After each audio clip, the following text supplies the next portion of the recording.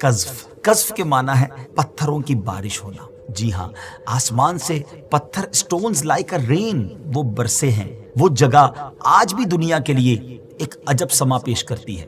ملک شام کا ایک صوبہ ہے حمص، اور اس کا ایک شہر تھا جس کا نام صدوم تھا۔ شہر کی خوشحالی کی وجہ سے کافی لوگ مہمان بن کر ان کی آبادیوں میں آتے اور ان شہر کے لوگوں کو ان کو مہمان نوازی کا بوجھ اٹھانا پڑتا تھا۔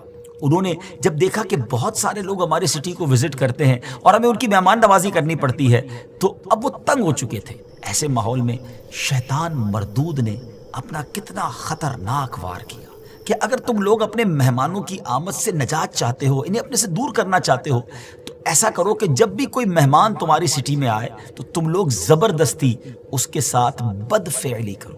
انہوں نے ایسا ہی کیا اور آہستہ آہستہ یہ قوم جو تھی یہ اسی برے کام کی عادی بن گئی۔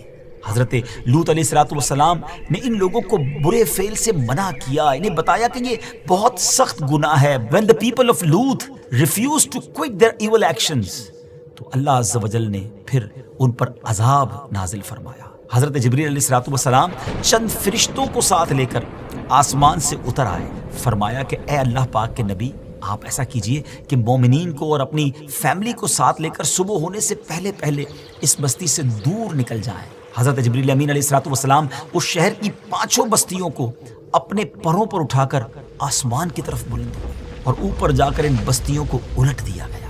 پھر ان لوگوں پر پتھروں کی بارش ہوئی اور اس زور سے بارش ہوئی کہ قوم لوط کے تمام لوگ مر گئے۔ تو یہ پہلے بھی برسے ہیں اور قیامت سے پہلے برسیں گے۔ ناظرین ذرا سوچیں نا کہ یہ کیسا ان نیچرل بیہیویئر ہے، مرد کا مرد کے ساتھ برا کام کرنا۔ آج گیز اور لیسبینز کے حقوق کی بات کی جاتی ہے۔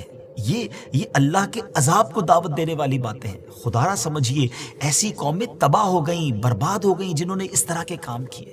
جارڈن میں ڈیڈ سی ہے، بالکل واقعی ڈیڈ ہے، اس میں کوئی میرین لائف نہیں ہے، کوئی فش وغیرہ، کوئی جاندار زندہ ہی نہیں رہ سکتا، بلکہ بندہ بھی اس میں ڈوبتا نہیں ہے۔ کتابوں میں یہ لکھا ہے کہ یہی وہ جگہ ہے کہ جہاں پر حضرت جبریل علیہ السلام نے اپنے پر کے ذریعے اس زمین سے اس پوری آبادی کو جو اوپر لے گئے تھے اور آ کر اسے پٹخا، تو اب وہ آبادی تو برباد ہو گئی، مگر چونکہ اس جگہ کو، زمین کے اس حصے کو نکالا گیا تھا، تو یہ بھی یاد رہے کہ ڈیڈ سی جو ہے وہ دنیا کا سطح سمندر سے جو لیول آف سی ہے اس سے سب سے نیچے اگر کوئی ایریا ہے تو یہ وہی مقام ہے۔ اللہ بہتر جانتا ہے کہ کیا ایگزیکٹلی وہ مقام ہے۔ گوگل پہ اس کو سرچ کیا تھا تو صدوم جو ہے اسی ایریا کے قریب کے ایریا کو کہا جاتا ہے۔ اللہ کریم ہم سب کو اپنے غضب سے، اپنے عذاب سے محفوظ رکھے۔